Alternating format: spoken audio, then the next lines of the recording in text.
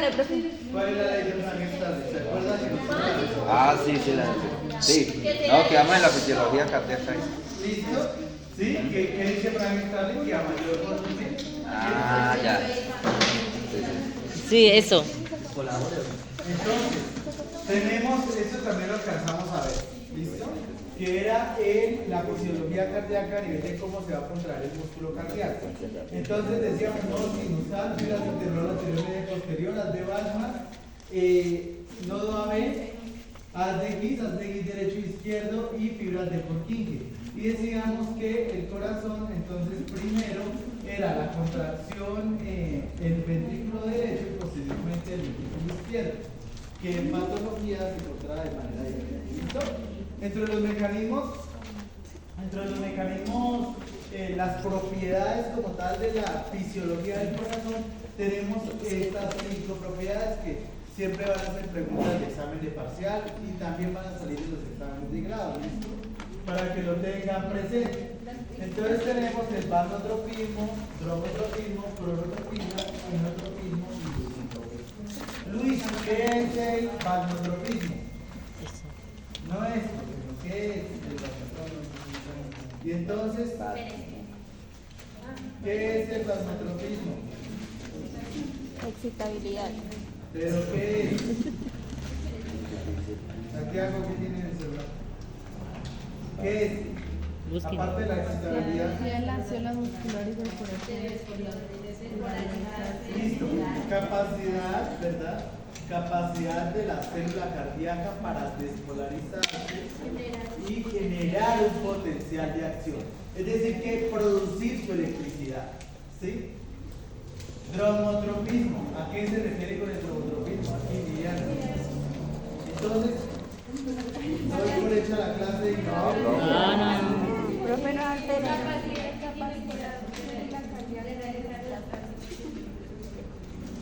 el dromotropismo es la capacidad de conducir los impulsos eléctricos a través de unas fibras que ya les dimos nombres, ¿verdad? Capacidad de conducir los impulsos eléctricos. ¿Y por qué? Digamos que lo repito y se los hago leer y demás. Porque esto lo pregunto en los exámenes y no lo saben. Se los mandan a consultar y no lo saben. El cronotropismo, ¿a qué se refiere? La capacidad del corazón de variar la frecuencia de contracción. Se refiere a la capacidad del corazón de aumentar o disminuir la frecuencia cardíaca.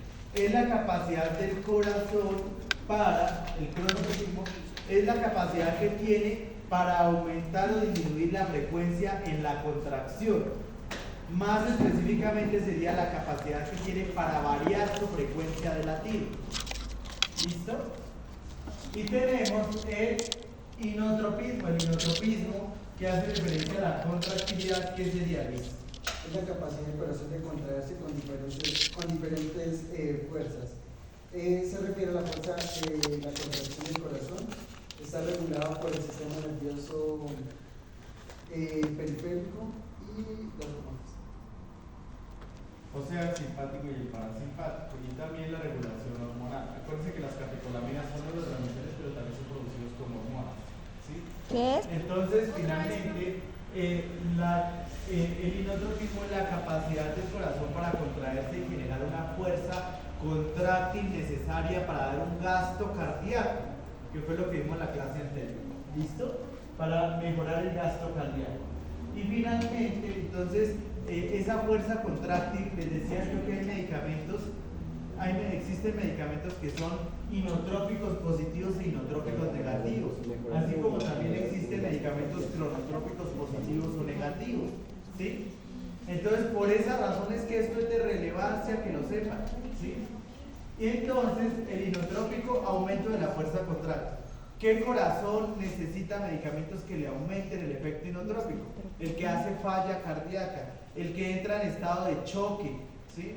El corazón que no logra latir por sí mismo requiere medicamentos inotrópicos positivos para que aumente la fuerza contráctil y mejore la perfusión y oxigenación de los tejidos.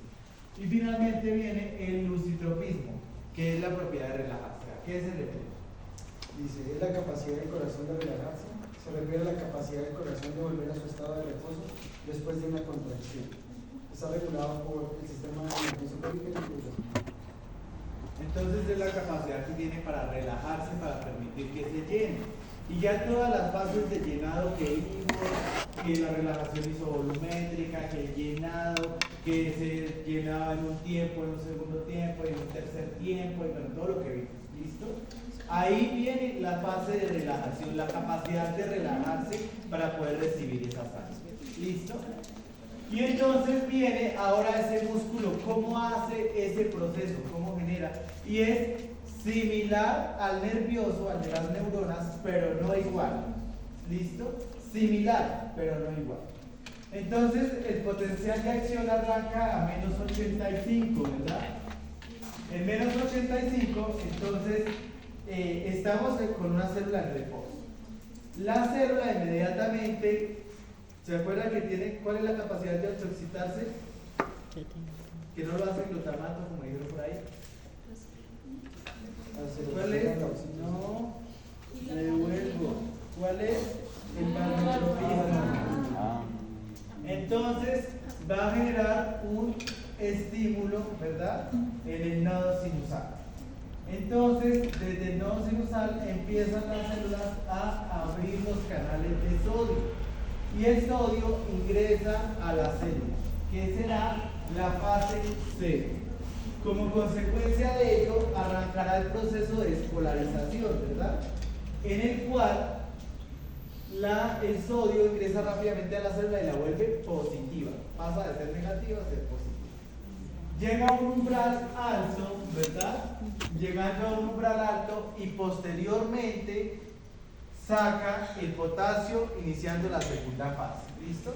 Entonces llega al nivel máximo de sodio y se cierran los canales de sodio y se abren los canales de potasio. ¿Sí ve? Aquí se cierran los de sodio y ahí sí se abren los de potasio. Estos canales, el potasio se difunde fuera de la célula, pero es de manera lenta y controlada. ¿Sí? Lo que genera la siguiente fase, que es la fase de meseta, la fase 2. La fase de meseta es esta parte de acá. En la fase 2, con ese cambio de gradientes, abre los canales de calcio. El calcio se difunde al interior de la célula y empezarán los procesos de contracción del miocardio. ¿Sí? Entonces, en esa fase de contracción, se mantendrá por un periodo de tiempo, ¿sí?, de limitación del voltaje, ¿verdad? Se mantendrá un voltaje positivo hasta finalizar el proceso de contracción. Finalizando el proceso de contracción, entonces, ¿qué hará el corazón? Entra en la fase 3, donde hay un flujo rápido del potasio hacia el exterior. Entonces veíamos como en la fase 1 un flujo lento y controlado de potasio, fase 3, flujo rápido de potasio hacia el exterior, y esto trae como consecuencia la hiperpolarización de la célula. ¿Sí? Es decir, que trata de recuperar su polaridad. ¿Listo? Y aquí cae el potencial de acción, llegando nuevamente a menos 85. Para que la célula esté lista para el nuevo estímulo, entra en la fase 4, que es la fase en la cual la membrana regresa a su estado de reposo. En la fase 4 se median procesos como la apertura de la bomba sodio-potasio, calcio-sodio, calcio-magnesio, ¿verdad? Entonces se activan bombas como la del sodio-potasio, calcio-magnesio, calcio-sodio, ¿sí?, para regular las entradas y salidas de sodio y que esto vuelva a quedar en una situación normal. ¿Listo? Para que lo tengan presente. Por eso, así, si yo les pregunto alguna fase del proceso, sepan qué pasa en el proceso. ¿Listo? Y esto va a traer consigo pues, la formación de ondas electrocardiográficas que lo vamos a ver más adelante. ¿Alguna pregunta antes de que avance? Listo. Entonces, volvemos a hablar de los filamentos. Ya hablamos de cómo se daban los intercambios en membrana. Ahora vamos a ver qué hace el calcio y esto es un repaso de lo que ya vimos. Entonces aquí les presento el filamento delgado. El filamento delgado está compuesto por 3 tipos de proteínas. Principalmente lo que más proteína tiene es de actina. Porque si se dan cuenta, la actina son todas esas pepitas rosadas. Luego viene la tropomiosina.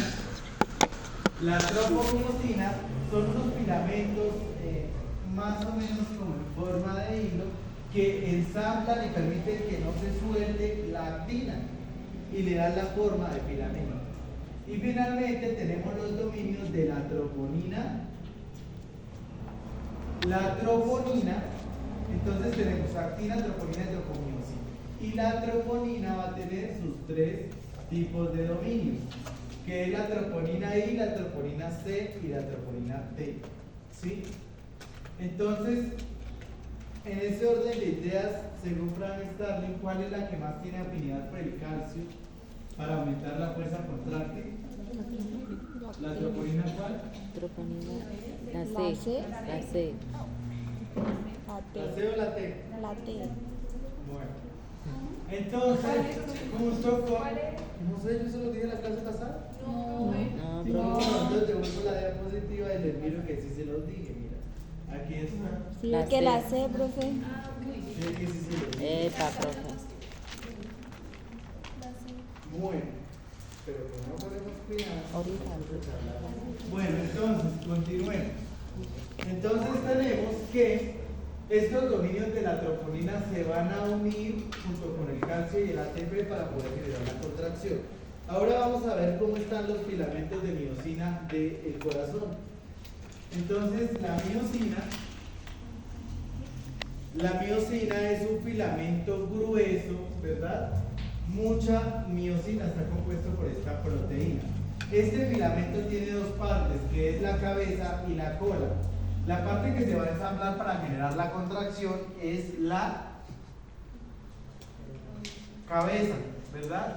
Entonces, en la cabeza, a la cabeza encontraremos la ATPasa o ATPasa, que es la enzima que nos permitirá transformar el ATP en ADP mediante un proceso de hidrólisis.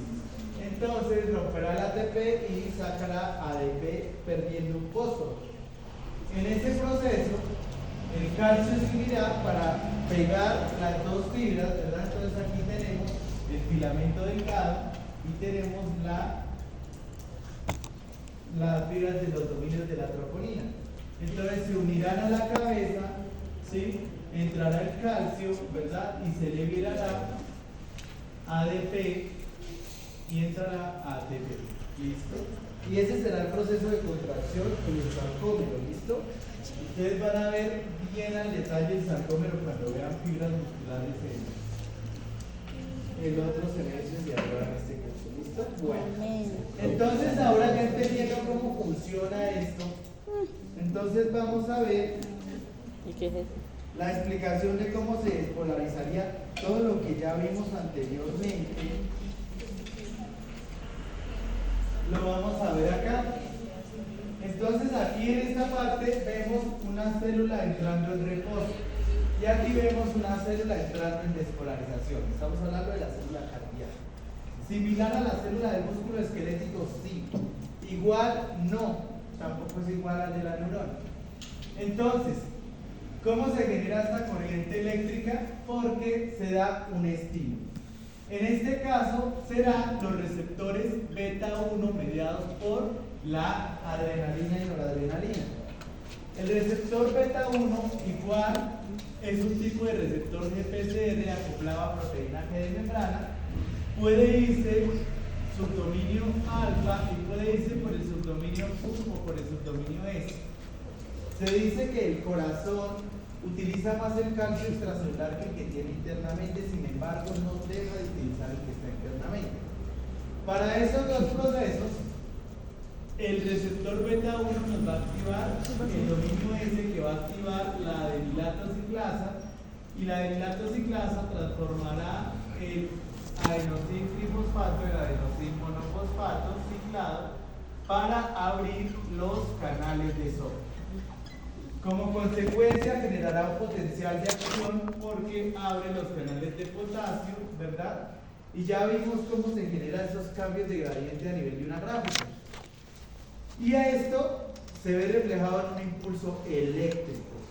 ¿Listo? Esto trae consigo la apertura de los canales de calcio, que son estos de acá, canales de calcio. Y el calcio de esta imagen, entonces el calcio ingresará a la célula.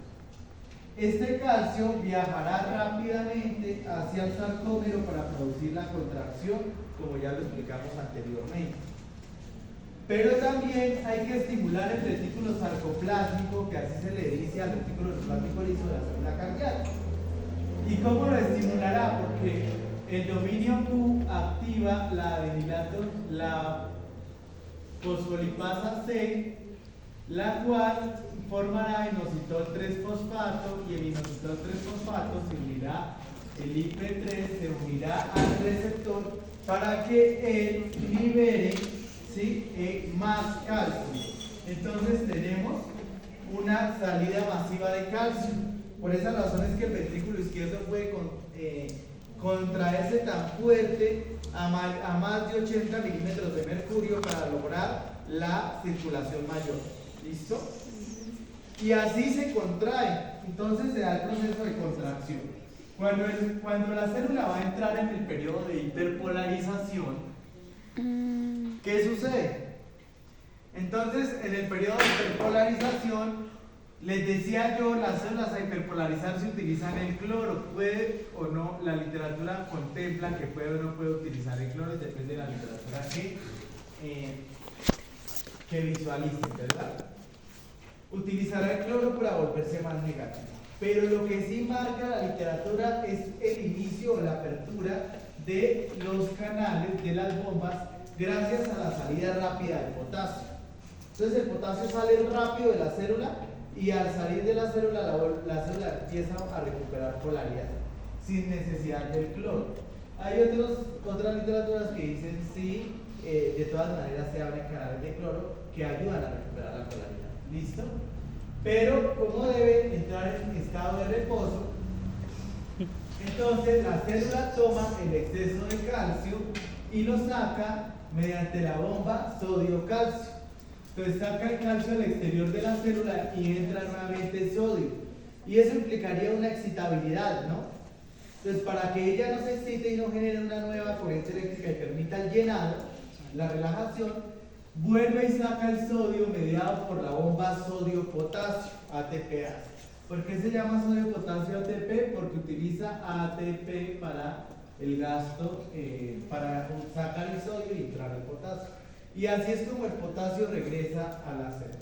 Pero también se van a activar bombas como calcio-magnesio, que lo que harán será sacar el calcio y devolver magnesio.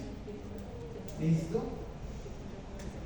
También se abrirán canales de calcio que permitirán la fuga del calcio al exterior, porque si esto no sucede, la célula se sigue contrayendo y entonces tendremos un aumento exagerado del gasto cardíaco. Y por ende se traducirá en una hipertensión arterial, epíxtasis en los pacientes, en las personas, o sea, hemorragia nasal, y dolor en los oídos, visión borrosa. ¿Por qué? Porque aumentará la fuerza que ejerce la sangre sobre las paredes de las arterias. ¿Listo? Bueno. Y de esta manera volverá a su estado de reposo, y eso ya lo explicamos anteriormente. ¿Listo? Entonces, al disminuir el estímulo y todo este proceso, ¿sí?, mediado por receptores y demás, se disminuirá también el inositol 3-fosfato, por tanto, el calcio llegará al retículo endoplásmico y aquí se bloqueará su canal. De manera que el exceso de calcio, una parte se almacena, la otra sale al exterior y la célula queda lista para recibir el siguiente impulso eléctrico. ¿Listo? Bueno. Y aquí, en la siguiente imagen, entonces vemos el receptor beta-adrenérgico, específicamente el beta-1, activando la vía de la adenilato ciclasa, produciendo acto AMP cíclico, que su cambio de gradientes generará un voltaje, abrirá los canales de calcio, entrará el calcio, pero también saldrá el retículo, gracias al inositol 3-fosfato, que es esta barrita de acá, y provocará la salida rápida de calcio, lo que generará calcio elevado. Y aquí vemos la activación de las bombas. ¿verdad? Para que pueda salir el calcio de la sangre. ¿Listo? Bueno. Entonces, ya para concluir,